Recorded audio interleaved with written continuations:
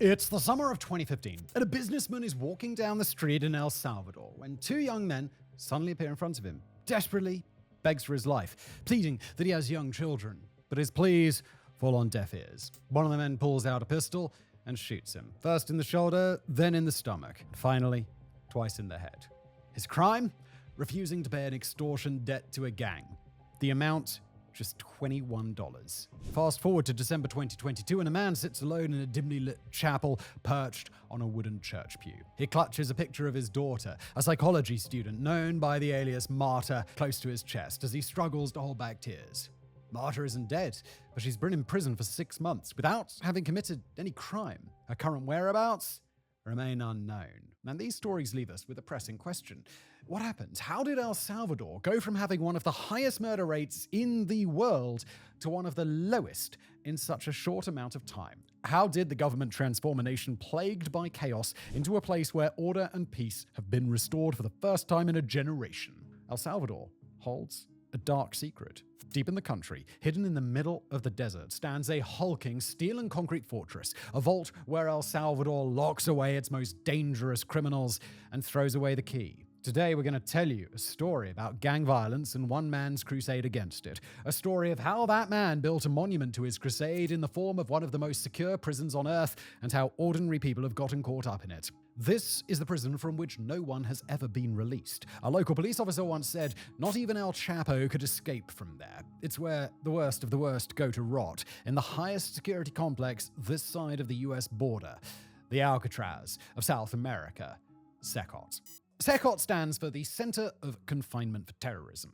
To grasp its significance, we need to understand the sheer scale of this massive steel complex. Built in the latter half of 2022, it began receiving its first guests in February of 2023. And the numbers are staggering. The complex itself covers 57 acres, but the surrounding grounds, patrolled by police and the army, span an astounding 407 acres. That's 2.5 times the size of Disneyland and about 1,000% less fun. It's one of the largest and most secure prison facilities in the Americas. From the outside in, CECOT is fortified by multiple layers of security. First, there are the cells, 32 to each cell block or module. There are 8 modules, each locked, guarded, and held in a separate sector bordered by electrified chain-link fences, barbed wire, and patrolling guards. Beyond that are 4-meter-high walls of 60-centimeter thick concrete topped with barbed wire and multiple guard towers. And then there's the main prison wall, an 11-meter-high barrier that's taller than a London bus that stretches over 2 kilometers around the compound's perimeter with 19 guard towers housing armed guards. If you somehow managed to get past all of that, you'd find yourself in 400 acres of government land with the army and police patrolling several more layers of perimeter security. That makes around 7 circles of security. Hell itself, as they say, has 9. CECOT was built in Tecoluca, 74 kilometers, 46 miles, southeast of San Salvador, almost exactly in the center of the country, in the middle of a desert, miles from any civilian settlements.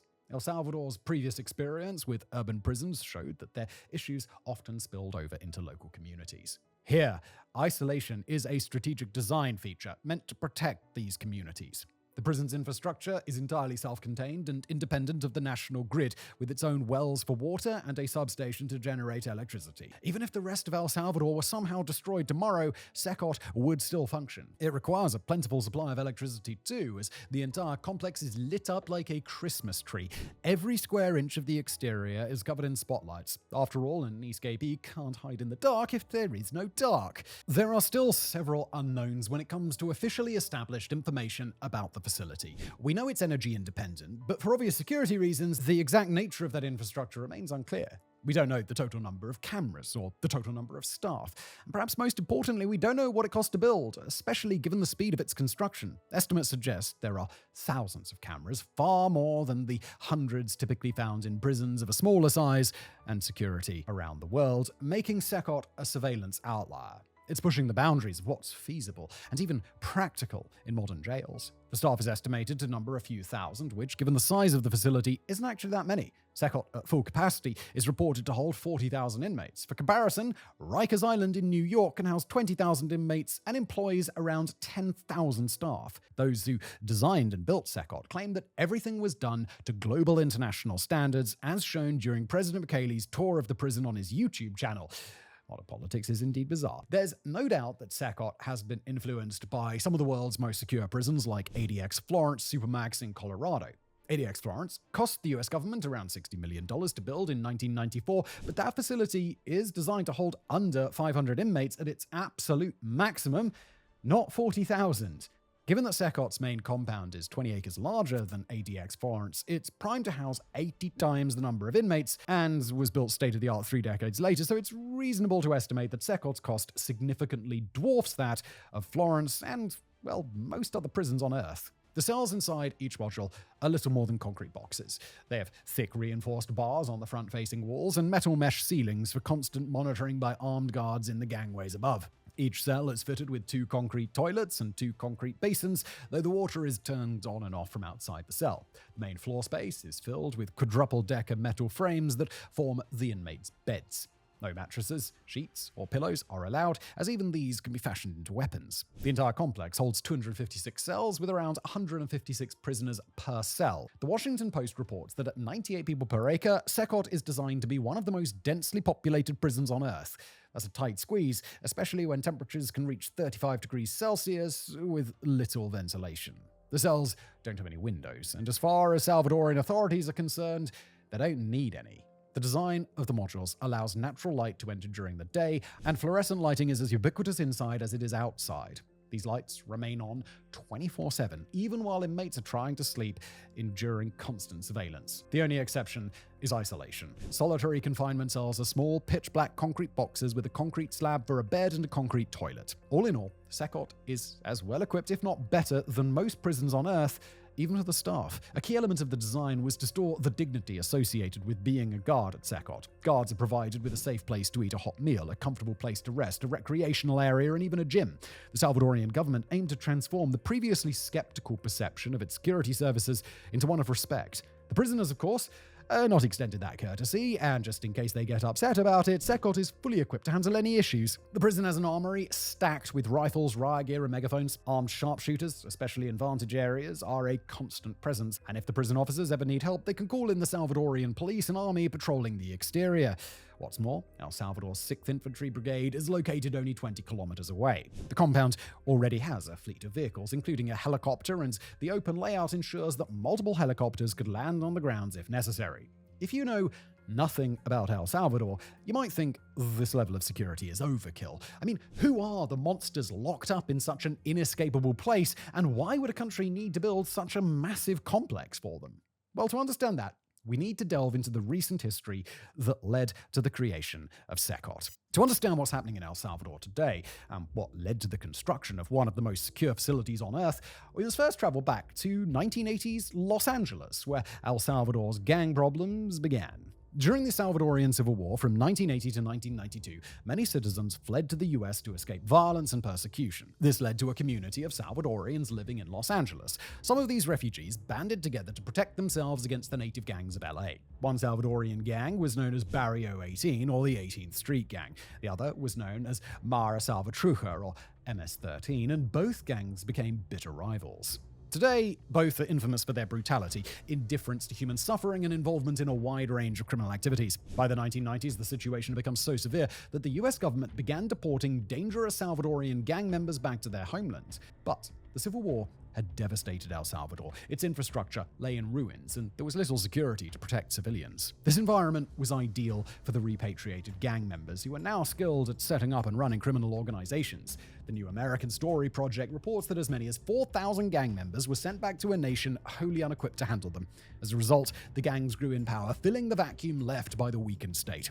Over a generation, El Salvador became gripped by a cycle of extreme violence, extortion, trafficking, and worse, as gangs fought each other and the state for control. The government couldn't contain the violence, and El Salvador's murder rate skyrocketed to 103 per 100,000 people in 2015. In other words, in 2015, 1 in every 972 people was murdered, all in a nation with a population smaller than New York City. The prison system quickly became overwhelmed, and the state was left with no choice but to strike unfavorable deals with the gangs in an attempt to quell the violence. For example, Ciudad Barrios Penal Center, a prison in the capital, San Salvador, was exclusively for MS-13 gang members. The Guardian reports that the 2,600 inmates had such control over the place that guards were too afraid to enter. Inmates found ways to access nearly anything they wanted, including drugs, weapons, computers, phones, PlayStations, and even sex workers. While this may sound like a good time for the inmates, it didn't exactly scream punishment, and one man in particular agreed. He believed the gangs had it far too good for far too long,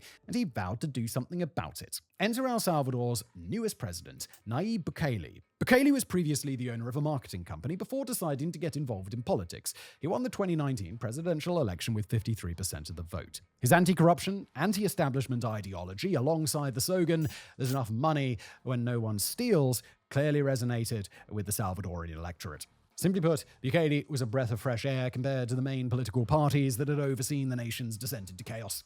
El Salvador needed something new, and Bukele was it. In 2019, he set out to reclaim the nation from the gangs, launching his administration's territorial control plan. Previous Salvadorian regimes had often preached security and control as part of the nation's ongoing iron fist policy toward gang violence, which had emerged in the 2000s.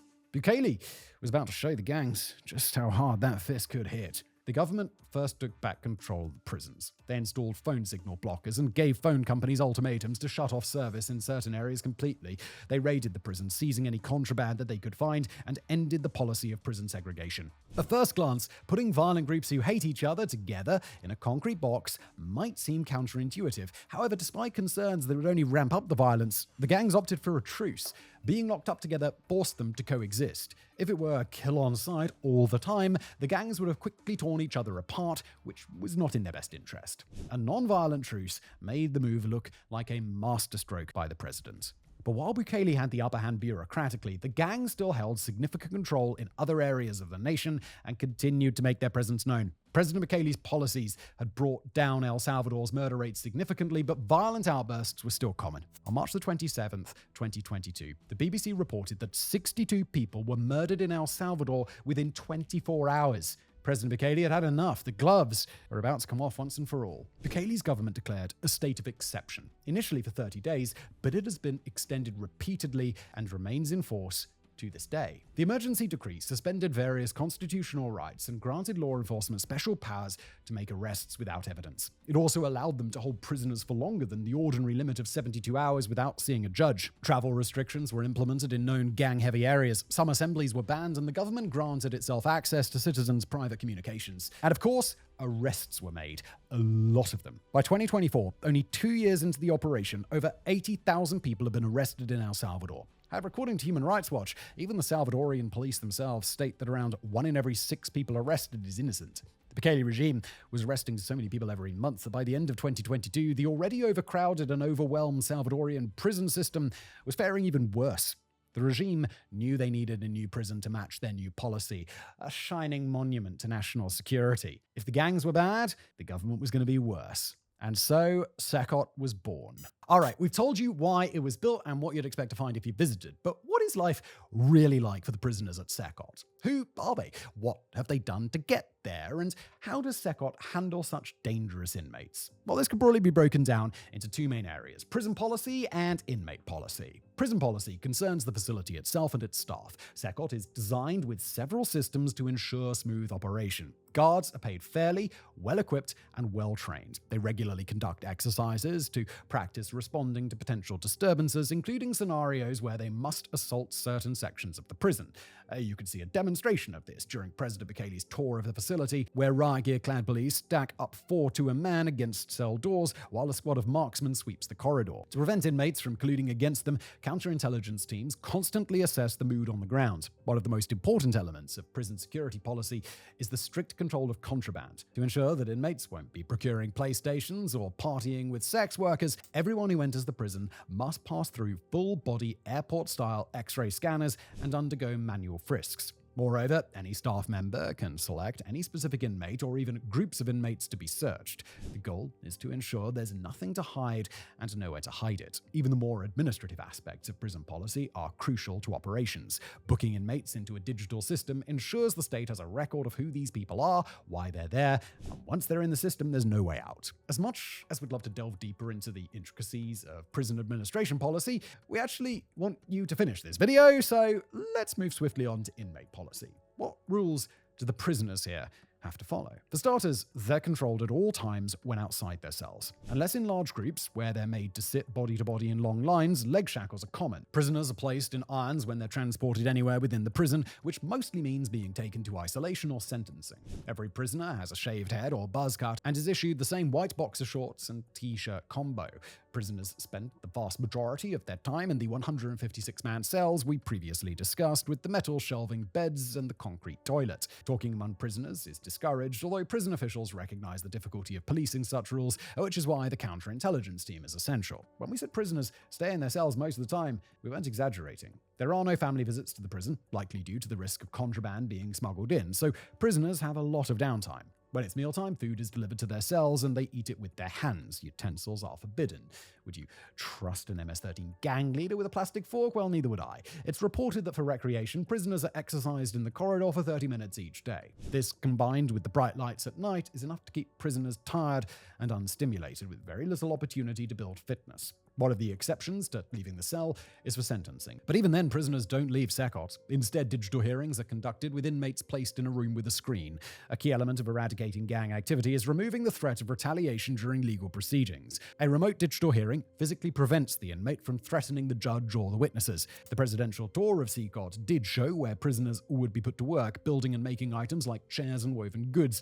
However, the reports that inmates are only let out of their cells for 30 minutes per day for exercise contradicts this idea. So it's unclear whether this is an envisioned future strategy or if something was lost in translation regarding how prisoners would be put to work. Given the level of security at CECOT, allowing convicts to build anything seems ill-advised. This is a place that denies inmates access to cutlery. It might be unwise to hand them angle grinders and sewing machines. Thus far, the prison and inmate policy at CECOT, along with its onion-like layers of security, have made it impossible for anyone to escape successfully, nor is anyone likely to escape anytime soon. No one has been released, and there are currently no plans to release anyone. Those who go to CECOT go for good. The BBC reports that Salvadoran authorities do not expect CECOT's prisoners to ever be released, as the inmates held there are simply too dangerous to reintegrate into society. So, who are the people that El Salvador is so afraid of that they lock them in a vault forever and throw away the key? Well, in short, they're the worst of the worst. The identities of those currently at CECOT aren't revealed to the public, but the facility is designed to house the very worst that Salvadorian gangs have to offer. This includes key personnel responsible for running the gangs, treasurers, communication heads, and both national and regional gang leaders. This list likely includes enforcers, extortionists, torturers, and hitmen. This is not a good place to wind up. And yet it is believed that up to 1 in 6 of the thousands of people arrested by Bukele's government is completely innocent. As we mentioned in the introduction, people are disappearing, and their family members don't know where they are. If the police suspect someone of committing a severe enough crime or being affiliated enough with the gangs, there's a very real chance that completely innocent people with extraordinarily bad luck could one day find themselves in CECOT forever. So, what comes of all of this? What is the legacy of this super prison? Well, like many things in this world, it's complicated. We'll run you through both sides of the arguments, and you can decide for yourself which is right. Undoubtedly, there's a bad legacy associated with CECOT, a legacy of missing people, of one form of extreme violence replacing another, of an increasingly undemocratic nation that solves its problems through human rights abuses and unreasonable force. Now, don't get me wrong. The vast majority of prisoners in El Salvador's system, not just CECOT, are unequivocally violent gang members who had a hold on the country for far too long. But does that justify potentially throwing innocent people behind bars without due process? Does it justify torture? Does it justify extrajudicial killing? What about someone like Marta? Is having her and others disappear into the system indefinitely seen by the government as the price of freedom for the nation? The human rights organization Humanitarian Legal Relief released a report in April 2024 stating that 241 people are confirmed to have died in Salvadoran prisons since the war on gangs began, though the actual figure is likely higher, as this only accounts for confirmed cases. According to the NGO's report, 44% of these deaths were due to violence or serious torture, and 29% were due to a lack of medical attention. Now, we're not trying to say spare a thought for the poor MS-13 hitmen, as these guys are the worst of the worst. But one could argue that the state has a responsibility to care for its citizens, even those who have committed the most heinous crimes. The state has to do better than those it convicts. It's not fair, but that is true law and order. With an innocent arrest rate of 1 in 6, according to the Salvadorian police, it's undoubtable that some of the people in the prison system, and perhaps some of whom who have died or suffered abuse, may well have been completely innocent. Whether the Bukele regime likes it or not, whether their cause is righteous or not, they have innocent blood on their hands no matter how many criminals they lock away. Whether the ends justify the means? Well, we'll just have to leave that up to you. Critics of CECOT are far from limited to one NGO, though. The BBC has reported that opponents of President Bukele have described CECOT as a black hole of human rights. Similarly, Miguel Sarre, a former member of the United Nations Subcommittee for the Prevention of Torture, has described it as a concrete and steel pit used to dispose of people without formally applying the death penalty. Amnesty International states that El Salvador is experiencing a systematic policy of torture toward all those detained under the state of emergency on suspicion of being gang members. Families who maintain their loved ones' innocence have reported family members being taken from their homes without being shown an arrest warrant. From there, they were transported directly to detention centers or jails before being subjected to group online hearings, along with dozens of other detainees. In those hearings, the judge would order pre-trial detention while the prosecutor's office investigated whether there was evidence for a formal charge, a process that the BBC states can last for months or even years. Their cause is just until it's your door they're kicking down in the middle of the night. CECOT is a hammer which makes every criminal a nail, but we'd be remiss for not talking about how much better El Salvador is for the state stepping in. You can never condone the humanitarian abuses in El Salvador, no matter whether a person is innocent or guilty. However, the state of exception and the territorial control plan does appear to be working. The fact is, Bukele's administration has taken dangerous criminals off the street and has lowered the murder rate in El Salvador from one of the highest in human history to one of the lowest on earth in a remarkably short period. No matter which way you slice it, despotic, undemocratic, unhumanitarian, that is results. That's why the legacy of a place like CECOT is so complicated so early in its life. From a societal perspective, it's rational for the state to have taken such decisive action. The average Salvadorian citizen previously had to pay protection money through extortion to avoid getting killed. Now the streets are safer again. One citizen told the BBC, "Before we lived in fear, not anymore." For all the humanitarian discussion, El Salvador is already benefiting from this change. The USDA Foreign Agricultural Service stated that in August 2023, El Salvador received 25% more foreign visitors than in 2019. The rise in tourism, in turn, strengthens the nation's economy, giving it a route back to prosperity. El Salvador, before 2019, was somewhat of a basket case, a society gripped by existential violence, extortion, and fear. Another person was reported by the BBC as saying, "This place was not safe at all until the president did that," referring to the state of exception. The state, even if spectacularly heavy-handed, has upheld a moral principle that Salvadorian citizens should not suffer for the gang's violence. And what did it cost? An expensive prison, a few constitutional rights, and a signature. Ultimately, the people of El Salvador agree. A CID Gallup poll of 1,200 Salvadorian citizens in January 2024 showed a 92% favorability rate for President Bukele. The self-proclaimed coolest dictator ever has stood by his staunch approach, tweeting, "Let all the human rights NGOs know that we are going to wipe out these bloody murderers and their collaborators. We will put them in prison and they will never get out." Salvadorian Justice and Public Security Minister Gustavo Villatoro stated, "We are eliminating this cancer from our society." This is how the Salvadorian government justifies its actions. They are cutting out a tumor, and when you cut out a tumor, you have to get it all, even if that means losing some healthy tissue too, to save the rest of the body. The situation for El Salvador was untenable for decades. The violence could not go on. No matter what they did, El Salvador was not going to legislate or negotiate its way out of it. After all, it had tried, and it had failed. When every other tool in your toolbox was taken by gang members, sometimes the hammer is all you've got left. So where does that leave CECOT and El Salvador now? Well, the culture of the country is changing. The people are safer, but the state is a force to be feared. There's a new status quo in El Salvador, one where the state sits at the head of the table while the gang members are sent to bed with no supper. El Salvador will be predisposed to authoritarian rule if the state of exception ever ends. But the Salvadorian people don't seem to mind, as many feel they are safe for the first time in decades. The 2024 election in February saw Bukele re-elected in a landslide victory. As El Salvador forges a path on the world stage quite unlike any other, remember what was left behind. All the way in the middle of Tekaluca, in the middle of the desert, in the middle of nowhere, CECOT will still be there as an omnipotent monument to the state security victory. The message is clear. Best behave yourself, because you don't want to end up there. Thank you for watching.